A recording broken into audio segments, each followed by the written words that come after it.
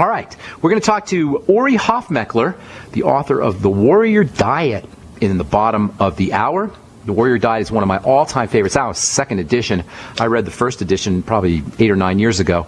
And Ori's work is just spectacular. This is, if you have to get one book about nutrition and diet, this is the book to get. It's called The Warrior Diet, and everything he talks about is just right on. Absolutely right on. I'm very excited to talk to Ori. We talked to him a few years ago.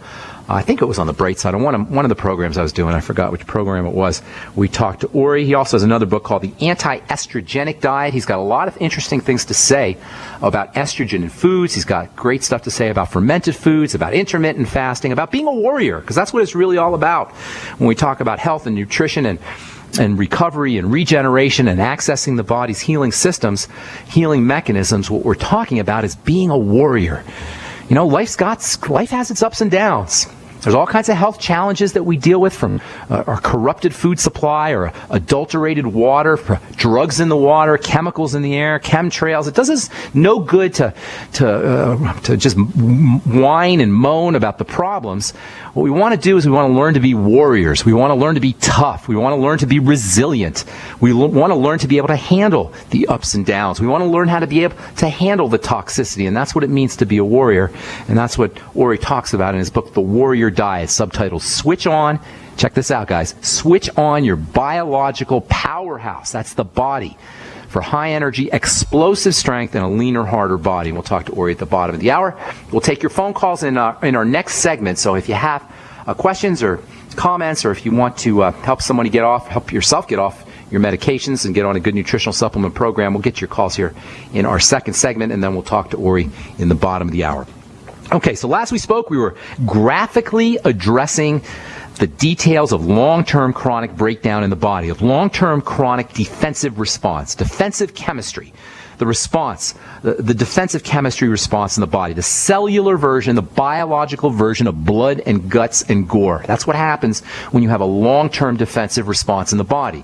This is what degenerative disease ultimately arises from. All degenerative disease, all, capital A-L-L, all degenerative disease ultimately resides from this overburdened defense system, an overburdened defense system that leads to an exaggerated long-term chronic defensive response. And this long-term chronic defensive response shows up as the cellular version of Gettysburg, the cellular version of a Civil War battle, or Normandy, or World War II battle, or a World War I battle. It's blood and guts and carnage at the cellular level. At the cellular level, we've got an immune system, or a defensive system, that is like a high-tech science fiction system that deserves our greatest awe and appreciation and honor and respect. And unfortunately, because it's microscopic, we don't think of it that way. It just kind of goes over our heads. This defensive response, this long-term chronic defensive response, ultimately creates pockets and barriers and walls and dead cells and toxic debris. And it's very important that we picture this in our head. Folks, there's not a drug on planet Earth that can help you here. In fact, drugs are just going to make it worse. And there's not a surgical procedure that can help us here. You can't take your gallbladder out and eliminate this defensive response. You can't take your thyroid out and eliminate this kind of response in the body. It's just going to make matters worse. When the immune system is activated against poisons, it enlists this high-tech science fiction weaponry that is just mind-blowing. And the end result is blood and guts and cellular corpses. And keep in mind, this is all happening in tissues that are aligned with electrical energy, aligned with nerves. So you get this toxic debris, and then you've got nerves that are kind of lining the tissues, and the toxic debris is scattered about the same areas that these electrical nerves are. Body's got 4 types of tissue it's made up of, 4 types of stuff that it's made up. It's made up of muscles and connective tissue. That's the bulk of it. That's the meat. That's the steak of us. That's the beef of us. That's the bulk of us. And then this connective tissue and muscle matrix, or beef, has electrical wiring. That's the nerves. And then it's all coated with a candy coating. That's called epithelia. And that's it. The epithelia also composes the glands. So you've got the epithelia, that's the coating. You got the electrical wiring, that's the nerves. And then you got the connective tissue and the muscle tissue, that's the bulk. That's the body. That's it, in a nutshell. When these connective tissue in the matrix, the beef, the connective tissue in the muscle tissue becomes toxic, and these little pockets of toxicity, these toxic waste dumps are scattered throughout the body. And then there's lots of fibers. Remember the fibers and the grout, the kind of walls that are, what am I trying to say here? The secretions that kind of fill in the fibers. You've got these secretions that fill in the fibers and they form a wall. Eventually you're going to get irritation in the nerves.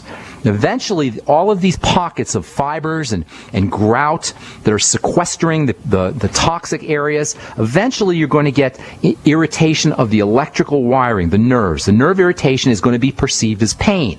And because the pain is in the muscles, and because it involves fibers, you're going to go to the doctor and you're going to tell him, "Oh, doc, my muscles really hurt. It's all my muscles. I can't figure out what it is." And the doctor will go, "Oh, you got muscle fiber you have fibromyalgia," which is, of course, the Latin term for muscle fiber pain. And then you're going to get a $200 bill, and then maybe, if you're lucky, you'll get a prescription for Prozac or for a Percocet or for some kind of pain pill.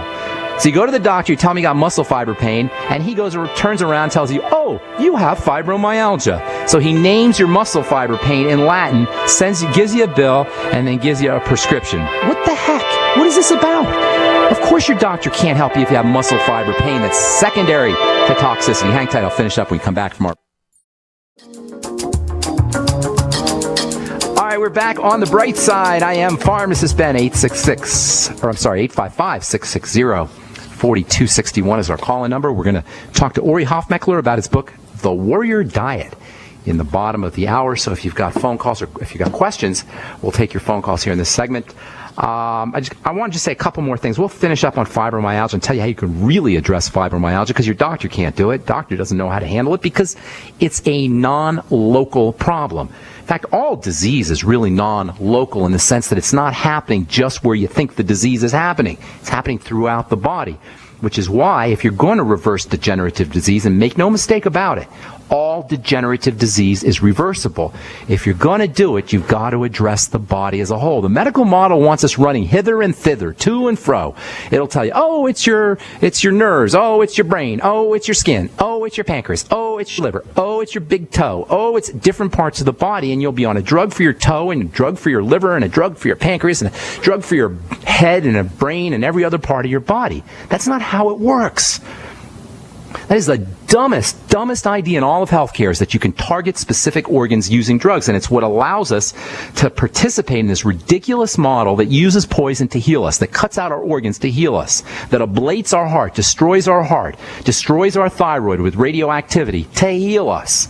It's because we don't focus on the body as a system. The good news is, once you focus on the simple things, the little things, the body as a system, through good food, through a good nutritional supplement program like the one Doc Wallach designed, the Mighty 90 Essential Nutrients and the Healthy Start Pack, clean air, blowing out carbon dioxide and exhaling correctly, and making sure you're drinking water, and making sure you're addressing the physical, the psychological, spiritual, mental, and emotional dimensions, every single degenerative disease is reversible. But if you target specific organs, it just isn't going to work. Fibromyalgia is just an iconic, classic textbook case of a diffuse, holistic problem in the body. That's why the doctor can't do anything. What's he going to do, take your muscles out?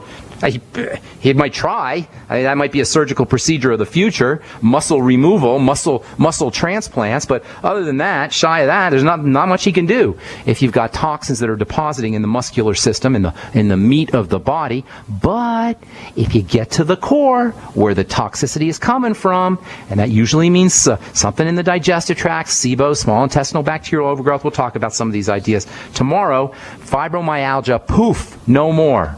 And you're going to think it's a miracle, but it ain't a miracle. It's not a miracle. It's just the way the body works. All right.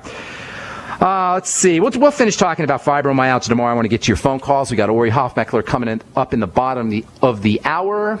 Time to hit our phones. Let's see who is first on the line. Let's go to Sheila in New Hampshire.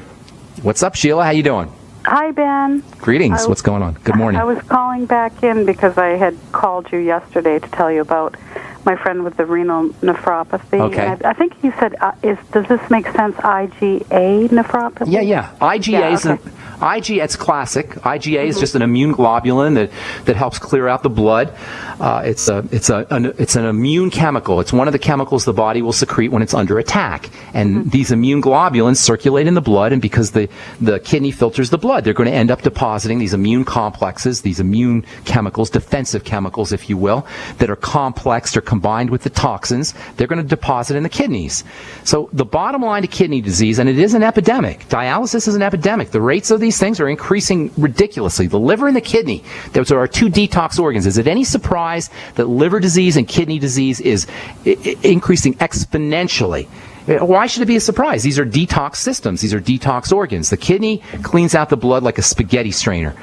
It strains out toxins. If you have any nephropathies, that nephro means kidney, pathy means disease, nephropathy, kidney disease.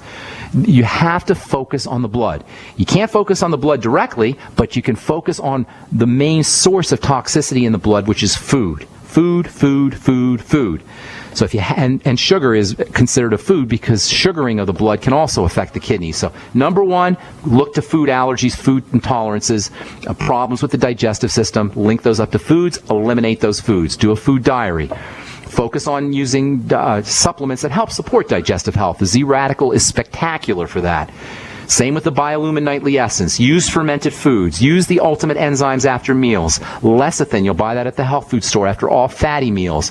You can take extra bile salts. You can get those at the health food store. You'll get some bile salts in the Ultimate Enzymes. Get extra bile salts. Take hydrochloric acid drops. You can get a compounding pharmacist to make those for you, or you can get HCl capsules. Sometimes I'll put enzymes in with the capsules. You can get that at a health food store too. You'll get some betaine HCl in the Ultimate Enzymes. If you want one product, the Ultimate Enzymes will work. Use apple cider vinegar as well. Then you want to focus on blood sugar. Stabilize the blood sugar problems. Dysglycemia, that's fancy talk for blood sugar problems, go hand in hand with kidney disease, as any diabetic will tell you. So focus on stabilizing the blood sugar by eating more protein, eating more good fat, making sure you're getting your essential fatty acids, and keeping your intake of refined carbohydrates, processed foods, sugars, fruit juices, all the usual suspects, keeping your intake of those kinds of foods down. Guaranteed you'll notice results, and quickly as well, once you start to do these, once you start to incorporate these strategies, food strategies and blood sugar strategies. And then don't forget to do your deep breathing techniques and your relaxation techniques so the body can heal itself, because remember, the body heals itself when it's being rested, when it's relaxing. I call it hot tub therapy. That's when you're in a hot tub, that's when you do your best work, your best healing work, that is. Does that help you, Sheila? Yes, sir. I really appreciate that. Many of those things you listed, I've talked to him about already, so he's going to understand a little bit when he listens to this. But one thing I want to ask you before I hang up, Ben, is should I encourage him to get a glucose tolerance factor from his primary doctor?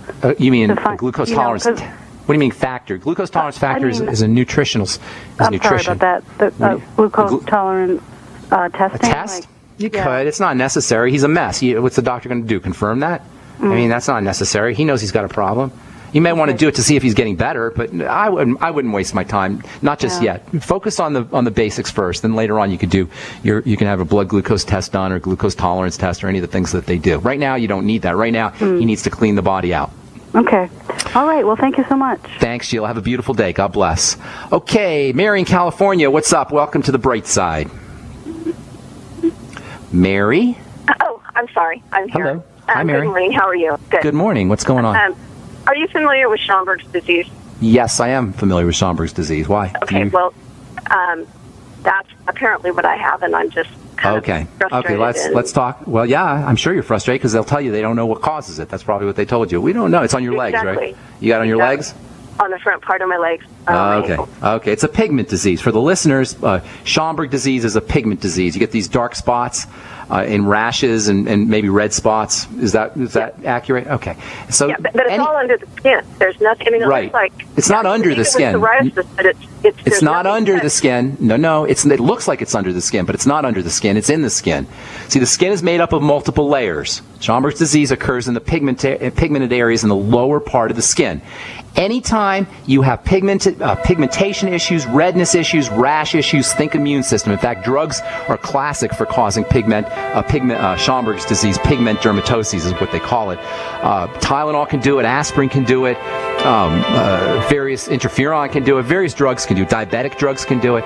So you got to treat it as toxicity that's getting into the body. Hang tight. I'll finish up when we come back, and then we're going to talk to Ori Hofmekler about his book, The Warrior's Diet. Don't go away, Mary. I'll finish up when we come back from our break. All right, we're back on the bright side. I am Pharmacist Ben. Thank you for being here, friends. I'm very excited to talk to our guest, Ori Hofmekler. He is a military guy, a scientist and a military man. He's the author of a couple of wonderful books, Maximum Muscle, Minimum Fat, Anti-Estrogenic Diet, and my favorite of his books, The Warrior Diet. I've got him in my reference library. I go back to him all the time. I've gotten a lot of great information from him. I highly recommend his books. Highly, highly, highly recommend his books. In fact, if you have only one book to get about diet and about how you can burn fat and live a stronger, more vital life, a life more like a warrior, you want to get The Warrior Diet. Thank you so much for joining us, Ori. It's great to talk to you again. My pleasure, Ben. Nice talking to you again. So what's the, let's just cut right to the chase here. What is, one of the things you say in The Warrior Diet is you call it a book of heresy. I forgot where you put it. I think you start off the book somewhere talking about, say, I'm about to commit dietary heresy. Why is The Warrior Diet dietary heresy? Good question. Over 15 years ago, it was dietary heresy. Now millions of people consider it to be the ideal diet. I came with this concept, which is now called intermittent fasting, over 15 years ago. I believe I'm the first one who introduced it to the public as a diet, as a method of eating, as a natural way that humans should follow and behave. But at that time, the idea of eating one main meal per day was a dietary heresy. Still, mainstream nutrition believes that we should eat frequently, many meals during the day, perhaps small meal, but many meals, that breakfast is the most important meal of the day. And in my book, I prove that this is not just wrong theory. The approach of many meals during the day, breakfast, lunch, power breaks, and in between, actually shatter human health and in many ways responsible for the health crisis that our society faces today, particularly to the epidemics of obesity, diabetes, cardiovascular disease.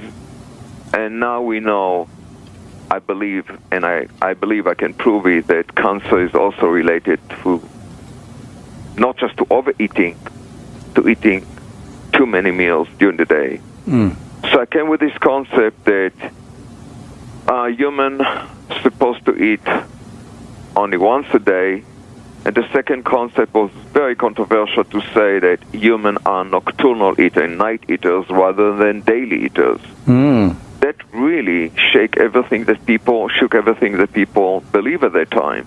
No breakfast? Are you saying no breakfast, Ori? Well, no breakfast is not a bad idea at all, but I didn't say no breakfast. I say not the typical breakfast. You can still have light, watery food. You can have coffee, green tea. You can have light berries, right? Or even yogurt. But how about salmon? How about fish or protein? In my opinion, way too early in the morning. There's no need unless you really train hard early in the morning. And even in this case, you rather want to put light, faster stimulating protein. Let me tell you something about the morning. The morning, biologically, your body is just recuperating from the last meal, finish recuperating from last meal, and just wake up. So your body is generally in a detox mode. You just wake up. The sympathetic nervous system that keep you alert and wake up just took over. And you want to encourage your body to keep waking up, to keep the alertness, to keep the activity. Biologically, when you're active and the sympathetic nervous system is dominant, most of the energy is supposed to come from fat burning, not from the food that you eat. Every time that you eat a large meal, you shut down all these mechanism. You shut down your sympathetic nervous system, you inhibit fat burning, you're becoming actually gradually sluggish, and as you keep eating more after lunch, most people want to go to sleep because they activate a nightly nervous system that makes them sleepy. So, eating large breakfast, following with a lunch, it's a lose-lose situation. You're becoming tired.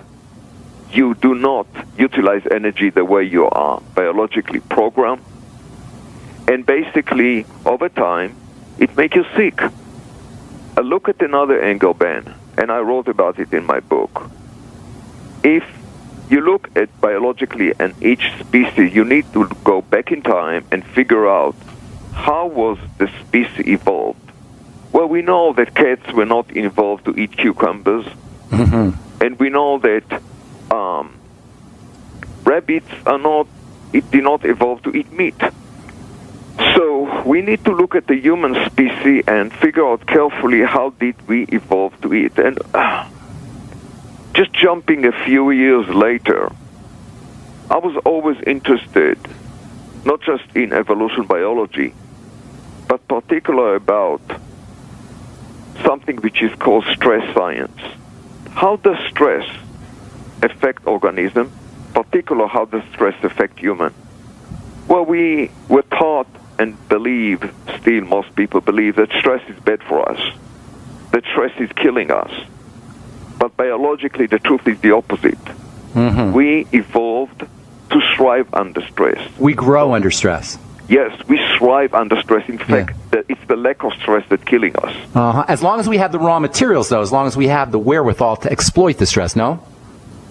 In fact, no. It's inherent to you, Ben. If I saw you out there right now without food for 24 hours, you don't need any material. No protein, a building block? Something which is called stress response. It's an evolutionarily conserved mechanism that evolved about 150 million years ago, and it's basically evolutionarily conserved from bacteria to human. It appears in virtually all organisms. When you fast for 24 hours or less, it kicks in.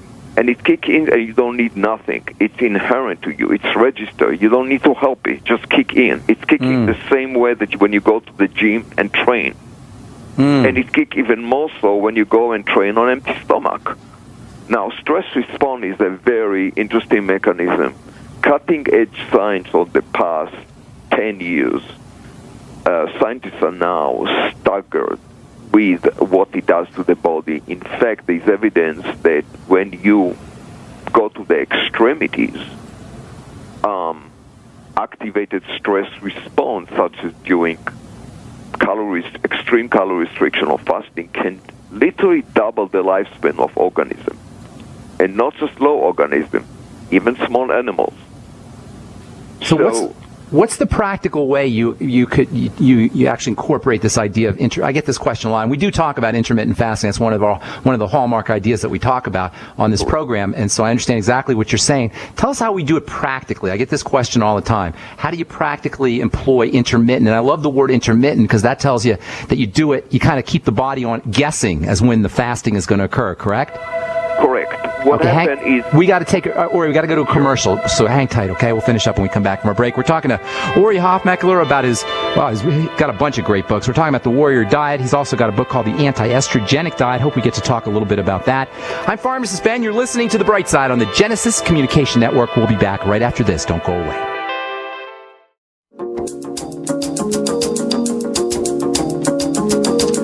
Okay, we are back on The Bright Side talking to our guest, Ori Hofmekler, about his book, The Warrior Diet. You can get it off Amazon.com. I highly, highly, highly recommend this book, as well as The Anti-Estrogenic Diet and Maximum Muscle, Minimum Fat if you're a bodybuilder or weightlifter. There's a lot of great ideas there. Okay, Ori, I get a lot of questions about this idea of intermittent fasting. How do you best exploit it, or how do you take advantage of it? How do you actually, in a practical sense, intermittently fast? So help us out here a little bit. I'll start with the practical part. Just eat one main meal a day. The rest of the day at night. It doesn't matter what time. Don't count the hours, and you don't need to count calories. have your main meal at night. During the day, either fast or incorporate certain kind of light food. I mentioned it a minute. What kind of food? That actually mimic on your body, even enhance the effect of fasting. Sounds like a bizarre concept, but there are certain kind of foods that mimic on your body the effect of fasting, and now we know there's certain kind of food that mimic even the effect of exercise on your body, something that years ago we did not know. What foods? Oh, I am. This is actually my new project. It's coming very soon. It's called SAF, stress-activated food. Okay. Think about it, Ben. We are talking about organism, we are talking about human, and how important it is to not be overfed and to exercise, right? Right. To be under stress, because people like yourself who eat the right diet and exercise are generally much more healthy than people who are sedentary or overweight, correct? Right. How come nobody asked this question about what are we eating? What are healthy people eating exactly that keeps them lean? It's not even what. It's not even whether it's a vegetable or a fruit or a bread. How come nobody asked whether our food sources are overfed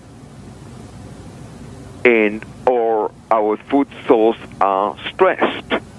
Huh. Like meat? Are you talking about correct. animals? There's almost an equivalent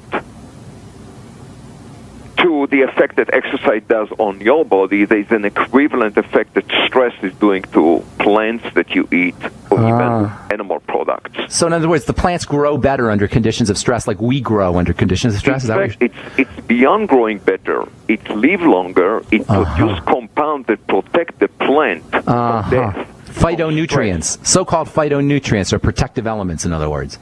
Correct, but these are very special nutrients. These are not the regular vitamins and minerals that you usually see in the typical RDA on the conventional diet thinking. You mean flavonoids and coumarins and these kinds of things, carotenes, or is that what you're talking about? No. They go far beyond that. Okay.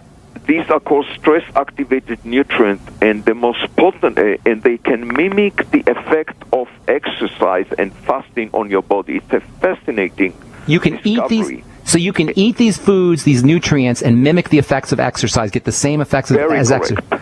So give some examples. All the trouble. Name names. Well, for instance, we found that the most potent, we are doing some studies right now, which will be published hopefully by the end of the year with a group of scientists. We found that the most potent nutrient, not all of them mimic the effect of exercise, but some of them do. And the most potent one are simply removed out of the food chain. They are found in barks, pits, and peels that we currently regard as dietary waste. I'm sorry, say that again. I didn't understand. Did you say bark? Bark of trees. Okay, what else? Rhizomes. Oh, peels, rhizomes and peels, is that what you're saying? Rhizome, peels, and pits. Pits, like apricot pits. Correct. Okay. So what's interesting is that these elements that were removed from the modern human food chain were actually large part of the early human diet.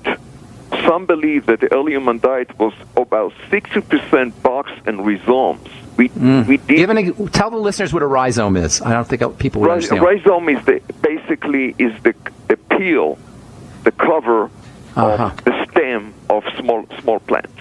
Okay. And that's not tough to digest? That's not tough, high fiber, real fibery, tough to digest? It's very fibrous material. But look at this. So many of them are actually alkaloids. That means they're extremely bitter. They have a generally yellow color. Medicinal. But correct. And scientists already figure out that there's something very intriguing with this nutrient. Yet it may take another 10 years, maybe less, maybe much more, to reach mainstream, because when the public will be aware 20 years. Stress science and stress nutrition can affect our life, perhaps even double our lifespan, maybe even triple or quadruple. Wow. The whole industry will have to change. So my project, I've been intrigued by that on the past 10 years. I always believe that if stress is so critically important for our life, there must be something in our nutrition that relate to stress. And now science is finding the evidence, and it accumulates. For instance, one of the nutrients is called resveratrol. You probably heard how resveratrol increases the lifespan of organism. Yes, is that one of these elements you're talking about? The stress-activated elements you're talking about? Correct. However, resveratrol is not one of the most potent ones, and probably the industry spiked too much hype about it. The truth is that these nutrients appear as complexes. They appear in certain kind of food or part of plants or even animal food. For instance, another stress compound is vitamin D. That's what animals produce in response to stress. And it does have outstanding effect on the body that go beyond the effect of regular vitamin. But we are being too technical. The whole idea was to bring back this nutrient to human, to reintroduce it, and that's what we do. And soon we're going to launch this line with all the science and the blog and the vision and the information, so the public will have access again to soft nutrients that are basically the missing link in our nutrition. Now, I'm assuming these SAF type of foods can help you with intermittent fasting, can help you eat less calories. In other words, if you eat high SAF foods, you won't have to eat as many calories. I'm assuming that's correct? Absolutely. It's not just that. Even if you eat higher calories, they will still protect you. I got they will give you effect that go beyond the effect of exercise, calorie restriction, or fasting alone. That's what's interesting. Think about the logistic, Ben. Yes. Your exercise is limited to the duration of your exercise. Let's say you exercise 30 minutes a day intensely, okay? The impact will go later, but it's after all limited to the amount of time that you put on your exercise. And the same with fasting. Fasting is limited to the duration of your fasting. Let it be 6 hours, 8 hours, 12 hours, 18 hours, or 24. But it's limited. What's interesting about the soft nutrient, that they impact your body as long as they circulate in your system. Theoretically, all day, you can get such a long-lasting, rejuvenating effect that humans haven't experienced in the past maybe 100, maybe thousands of years. Ori, we only have a couple minutes. This is so fascinating, but tell me some foods, high SAF foods. And I'm interested in animal SAF foods as well as vegetables and plants and fruits. Well, the plant parts actually, again, appears in rare trees and the most potent ones and roots that typically we don't get in the supermarket. However, looking for simple stuff, look for wildly grown plants, weeds like turnips, parsley, cilantro, turnips, widely ginger, grown nuts and seeds, and non-domesticated species. Do not use fruits that are giants or GMO. GMO can never be soft. It has to be a wild-type, evolutionary conserved species. Does pesticides and fertilizers, that's anti-SAF probably, no? Absolutely right. Genius question. Absolutely right. Fertilization is like overfeeding. It takes away the stress response. Ori, this is so fascinating. I didn't even know about SAF. It's not in your book, The Warrior Diet. So we got to have you back on, Ori, because this is too much good stuff. I'll be in touch with your publicist. We'll have you back on. Thank you so much, Ori, for your work. God bless you, buddy. That's Ori Hofmekler. His book is The Warrior Diet. He's got a whole new element now called SAF, stress-activated food, which I didn't know about. All right, that's all the time we have for today. Thanks so much for listening, folks. Tomorrow we'll continue talking about fibromyalgia and generalized pain. Have yourselves a wonderful, awesome, beautiful day. I'm Pharmacist Ben. We'll talk to y'all later, folks. Bye for now.